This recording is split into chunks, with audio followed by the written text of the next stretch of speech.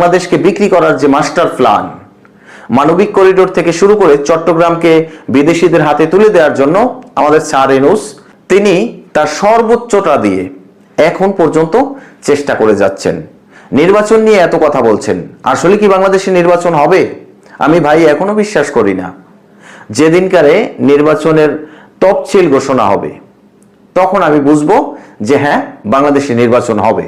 কারণ এখন দেখুন আমাদের স্যার ইউনূস তিনি আবার আওয়ামী লীগকে নিয়ে বিভিন্ন মেটিকুলাস ডিজাইন করেছেন, একটি দলকে নিষিদ্ধ করে রেখেছেন, কিন্তু সেই দলের কর্মসূচিকে আটকে রাখতে পারছেন না তার প্রশাসন এবং তিনি তার মব বাহিনী দ্বারা।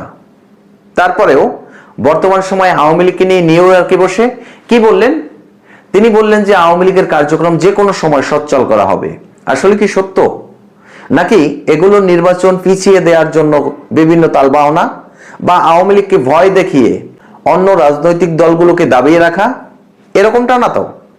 আওয়ামী লীগকে ফিরিয়ে আনার জন্য ডক্টর মোহাম্মদ ইউনূস স্যার আপনার দরকার নেই। আওয়ামী লীগ এমনি এমনি বাংলাদেশে ফিরে আসবে, সেটা আপনি আটকে রাখতে পারবেন না। এবং বর্তমান সময় জাতিসংঘ অধিবেশনে গিয়ে তিনি যে বক্তব্য রাখলেন, সেখানে গিয়ে তার সাথে দেখা করেছে, বৈঠক করেছে পৃথিবীর অনেক নামি নামি নেতারা। এখন আপনি জানলে অবাক হবেন, সেই সকল নেতারা তারা তাদের নামের পূর্বে একটি কথা ছিল, সেই কথাটি হলো সাবেক। যে মনে করেন নাইজেরিয়ার সাবেক প্রেসিডেন্ট, উগান্ডার সাবেক পররাষ্ট্রমন্ত্রী, তারপরে ইথিওপিয়ার সাবেক পুলিশ প্রধান, এরকমের। তো এ থেকে কি বুঝলেন আমাদের মোহাম্মদ ইউনূস স্যারের পাওয়ার, তার ন্যাশনাল পাওয়ার, ইন্টারন্যাশনাল পাওয়ার, এগুলো কত দূর সেটা কি আপনি জানেন? এই পাওয়ার দ্বারা বাংলাদেশের অর্থনীতিটাকে ধ্বংস করে দিয়েছেন। আমরা কি আশা করেছিলাম?